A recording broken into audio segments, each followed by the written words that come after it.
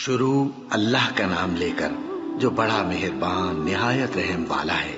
الف لام میم، یہ کتاب یعنی قرآن مجید، اس میں کچھ شک نہیں کہ اللہ کا کلام ہے، پرہیزگاروں کے لیے رہنما ہے، جو غیب پر ایمان لاتے اور آداب کے ساتھ نماز پڑھتے اور جو کچھ ہم نے ان کو عطا فرمایا ہے اس میں سے خرچ کرتے ہیں، اور جو کتاب اے پیغمبر تم پر نازل ہوئی اور جو کتابیں تم سے پہلے پیغمبروں پر نازل ہوئیں سب پر ایمان لاتے اور آخرت کا یقین رکھتے ہیں۔ یہی لوگ اپنے پروردگار کی طرف سے آئی ہوئی ہدایت پر ہیں اور یہی لوگ کامیاب ہیں۔ جو لوگ کافر ہیں انہیں تم نصیحت کرو یا نہ کرو ان کے لیے برابر ہے، وہ ایمان نہیں لانے کے۔ اللہ نے ان کے دلوں اور کانوں پر مہر لگا رکھی ہے اور ان کی آنکھوں پر پردہ پڑا ہوا ہے اور ان کے لیے بڑا عذاب تیار ہے۔ اور بعض لوگ ایسے ہیں جو کہتے ہیں کہ ہم اللہ پر اور روز آخر پر ایمان رکھتے ہیں، حالانکہ وہ ایمان نہیں رکھتے۔ یہ اپنے خیال میں اللہ کو اور مومنوں کو دھوکہ دیتے ہیں، مگر حقیقت میں اپنے سوا کسی کو دھوکہ نہیں دیتے اور اس سے بے خبر ہیں۔ ان کے دلوں میں کفر کا مرض تھا، اللہ نے ان کا مرض اور زیادہ کر دیا اور ان کے جھوٹ بولنے کے سبب ان کو دکھ دینے والا عذاب ہوگا۔ اور جب ان سے کہا جاتا ہے کہ زمین میں فساد نہ ڈالو تو کہتے ہیں کہ ہم تو اصلاح کرنے والے ہیں۔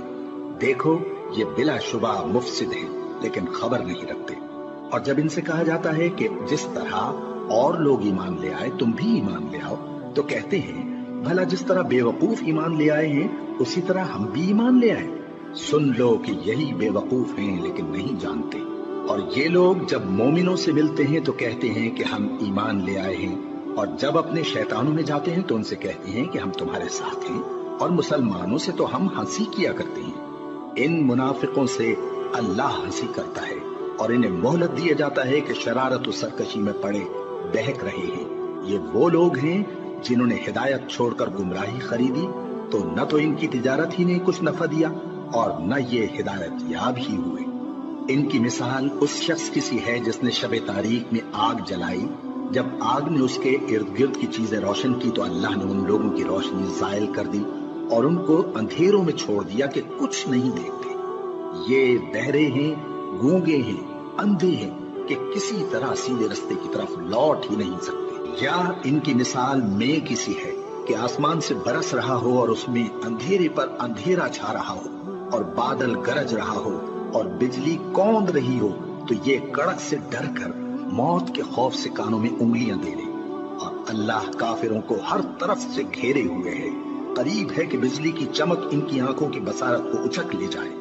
جب بجلی چمکتی اور ان پر روشنی ڈالتی ہے تو اس میں چل پڑتے ہیں، اور جب اندھیرا ہو جاتا ہے تو کھڑے کے کھڑے رہ جاتے ہیں۔ اور اگر اللہ چاہتا تو ان کے کانوں کی شنوائی اور آنکھوں کی بینائی دونوں کو زائل کر دیتا۔ بلا شبہ اللہ ہر چیز پر قادر ہے۔